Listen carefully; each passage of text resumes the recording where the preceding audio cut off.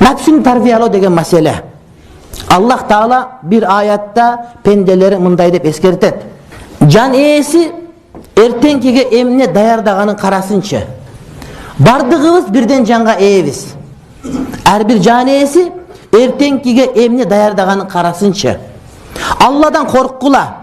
Antkeni Allah sizlerin emne kılıp jatkanыңардан kabardar.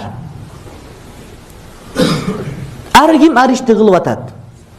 Biri çıkıştı gözдөй, biri batıştı gözдөй, biri tündüktü gözдөй, biri түштүктü gözдөй ketip atkanын görüp atабыз. Kebirler musulmanda duyat kılgısı gelip aldap, içe turgan suga dары koşup berip, akıldan adaştırıp, ernekeyin jazdırıp, oşonun aynan üy bülösün bagıp atkandar dagı var.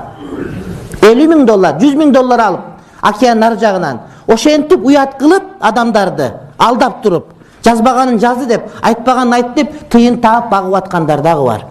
А башка бирөө ош базарда тачкы тартып, адал окат менен баласын багып, нан жап баласын багып аткан дагы бар. Кудай Таалам бардыгыбыздын эмне кылып атканыбызды билип турат.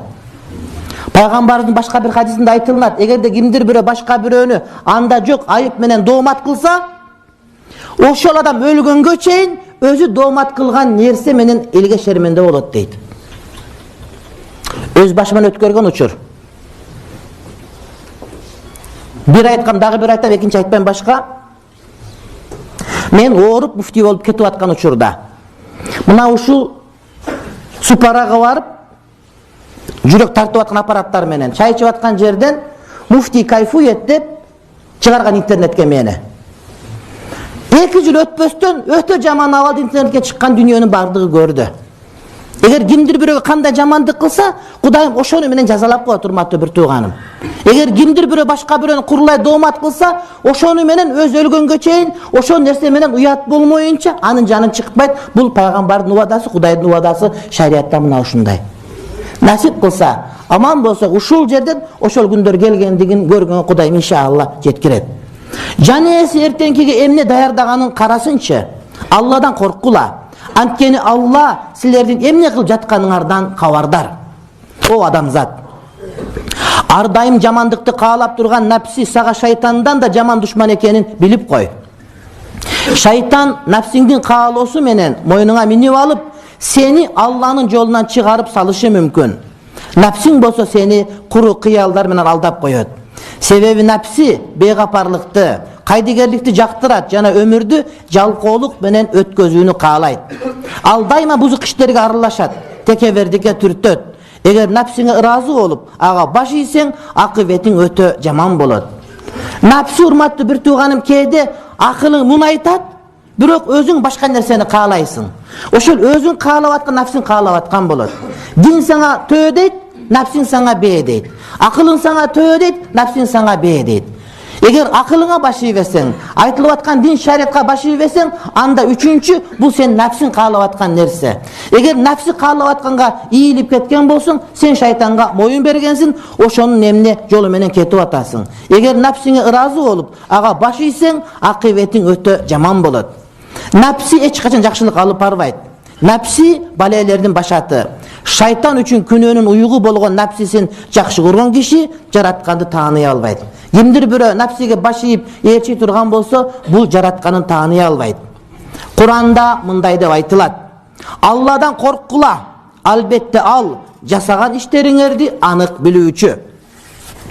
Пенде өмүрүн кандай өткөргөнүн, акырет үчүн эмне иш жасаганын ойлосо, ошол нерсе анын жүрөгүнүн тазаланышына себеп болот.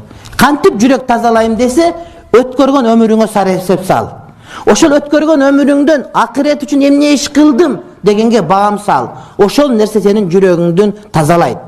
Пайгамбарыбыз алейхиссалам айтат: 1 сааттык ой жүгүртүү, тафаккур кылуу 1 жылдык ибадаттан жакшы дейт. 1 сааттык тафаккур кылуу 1 жылдык ибадаттан жакшы дейт. Кээ бир адамдар 1 жыл жүрөт, 2 жыл жүрөт, бир 15 мүнөт ойлонбой коет. Биздин айылда, Зулшага турат биякта, бир үй салып баштаптыр. Үй салып баштап, бир тегерет пак суруп чыкса, анан айтышыптыр, эшигин каяктан кылабыз деп. Үй салганды баштаган, бирок ойлонгон жок, эшиги жок салыптыр. Ушундай бар экен деп отсам, кече бирөө келет, архитектор. Бир кызык иш болду. Эмне болду? Бирок двухэтажный үй салып бүтүүсүн жапкандан кийин экинчи кабатка кантип чыгабыз, тепкич ойлонбой калыппыз деп айтып келген экен. Ал ойлонуп эптеп бир жерден тепкич чыгарып экинчи кабатка чыга турган кылып бердим дейт. Бул эмнеге далилат кылат? Бул нафсы менен кет, башка менен кетип атат, бирок ойлонгонго мүмкүнчүлүк таппай калды деген сөз болот. Кээде 1 жыл, 20 жыл жашап жүрө беребиз, бирок 1 саат ойлонбой калабыз. Өмүр кандай өттү? Акыретке кандай жакшылык кылдык деген. Ошондуктан урматтуу бир тууганым, ойлонгонго аракет кылыш керек. 1 сааттык ой жүгүртүү 1 жылдык ибадаттан жакшы деген. Акылдуу кишилер өткөн күнөөлөрүнө тооба кылып, өзүн акыретте тозок отунан куткара турган жана Аллага жакындатчу иштер туурасында ойлонсун жана аларды аткаруу менен акыретин куткарсын. Максаты жок, аягы белгисиз иштер менен алек болбосун. Мусулман адам ар бир кылып аткан ишинде жыйынтыгында кандай болот, мага кандай пайда болот, дүйнөви жана ухрави кандай пайда болот деген план, проект менен жашаш керек. Эртең менен туруп шамал бул жака десе бул жака кете бере турган, бул жака десе бул жака кете бере турган жашоо жок, урматтуу бир тууганым. Мусулманчылыкта эң биринчи кезекте бардыгы план менен кетиш керек. Ушул кылган ишиме Кудайым канчалык сооп берет? Эки иштин бирин кылсам, мунун кылсам канча сооп болот, мунун кылсам канча сооп болот? Бул кылсам парз, бул кылсам сүннөт, кайсынысы мага фазилеттүү болот дегенди мусулман биринчи кезекте билиш керек. Ал эмес, мусулман уктап атканда эртең менен турушун билбейт, васият каты башында жаздалып турсун дейт. Осият намасы. Осият намасы башында жаздалып турсун, эртең эмне иш кыларын бүтпөй алган достору, балдары бүтүрүп койсун деген, жазылып турсун деген шариятыбыз урматтуу бир тууган айтылат. Максаты жок, аягы белгисиз иштер алек болбосун. Жаман иштерди таштоого шашылсын, ар дайым Алланы эстеп, арам иштерден оолак болсун. Напсисинин шариатка жатпаган каалоолорунан качып, ага каршы туруктуулукту сактасын. Пайгамбар алейхиссалам осиятын уккандар айтышат, алымдар айтат, эгерде бир адамдын 2 күнү бири-бирине окшош болуп калса, экинчи күнү пайдасыз деп. Ошондуктан жатардын астында эмне иш кылдым, эмнени бүтүрдүм деп эртеңки план түзүш керек. Ошо эртеңки түзүлгөн планыңда бүгүнкүдөн башка нерсе ашыкчараак болуш керек. Жок дегенде жаңа бир аят, жаңа бир хадис, жаңа бир шар'ий маселе, же башка бир аңсы өстүрө турган башка бир нерсени, же бир байлыкка кошо турган бир нерсени, же ден соолукка кошо турган бир нерсени ашыгыраак кармаган болушуң керек, урматтуу бир тууганым. Напси тарбиялоо тууралуу улуулардын сөздөрү. Сулайман алейхиссалам пайгамбар мындай деген экен: Напсисин тарбиялай алган киши жалгыз өзү бир шаарды багынткан баатырдан да күчтүү дейт.